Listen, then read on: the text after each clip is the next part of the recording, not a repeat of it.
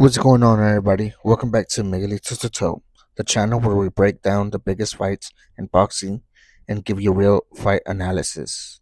Today, we're talking about the return of one of the biggest names in the heavyweight division, Anthony Joshua, as he takes on Kristian Prenga in Saudi Arabia. This isn't just another comeback fight. This is a fight that could reshape the heavyweight division heading into the rest of 2026. Let's get into it. The return of Anthony Joshua. Anthony Joshua is stepping back into the ring after recovering from a serious vehicle accident that sidelined him. For a fighter whose career has already seen championship highs, devastating losses, and constant pressure, simply making it back into the ring is a major milestone. Now, it's important to remember that recovering from an accident and returning to elite level boxing are two different challenges physically, mentally, and emotionally. This is a huge test. The biggest question isn't whether Joshua can fight. The question is, can he still perform like the former heavyweight champion the world remembers? What this fight means. This fight is bigger than Joshua versus Prenga. If Joshua looks sharp, the heavyweight division suddenly becomes much more interesting. Possible mega fights against Tyson Fury, Alexander Usyk, Daniel Dubois, Joseph Parker, or even rising contenders become realistic conversations again. Heavyweight boxing is at its best when Anthony Joshua is active. Whether you love him or criticize him, Joshua is one of the sport's biggest attractions.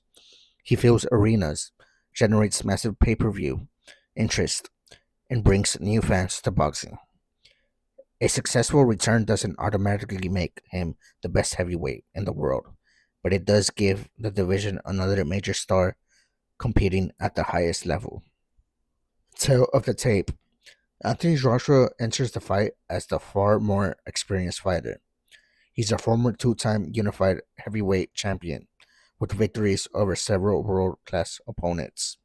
Across the ring is Kristian Prenga. Prenga has built an impressive record and carries legitimate punching power, but he hasn't faced someone with Joshua's experience, athleticism, or championship pedigree. This is by far the biggest opportunity of his career. Keys to victory. Anthony Joshua needs to establish his jab immediately, control the distance, use his highs, stay disciplined. He doesn't need to chase an early knockout. If he boxes behind the jab and puts combinations together, the openings should come naturally. Kristian Prenga. For Prenga, patience won't win this fight. He has to make Joshua uncomfortable, pressure him, force exchanges, test Joshua early and see if there's any hesitation after the long layoff. One clean heavyweight punch can change everything.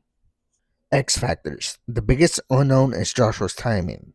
You can train for months, you can spar, you can get into incredible physical shape, but nothing truly replaces fighting under the bright lights. If Joshua starts fast and looks comfortable, that's a great sign. If he looks hesitant or attentive early, Prenga has to capitalize immediately. I think Anthony Joshua is simply the better boxer. He has better footwork, better combinations, more championship experience, and he's faced elite competition throughout his career. Prenga has power, and that's always gives him a chance. But over 12 rounds, I believe Joshua takes control with his jab, breaks Prenga down, and forces the referee to stop the fight. My prediction is Anthony Joshua by 6th round TKO. Whether you're rooting for Anthony Joshua or Kristian Prenga, this fight matters for the heavyweight division. If Joshua wins impressively, expect the conversation to shift immediately toward blockbuster fights against the division's biggest names. If Prenga pulls off the upset, he'll instantly become one of the biggest stories in boxing this year. Either way, the heavyweight landscape changes after this fight. If you enjoyed this episode, make sure you hit that like button, subscribe to the channel, and turn on those notifications so you never miss an upload. After the fight, I'll be back with my full post fight analysis, breaking down what happened, what impressed me, and what didn't, and what's next for the both fighters. Until next time, this is Miguelito To Toe, and I'll catch you after the fight.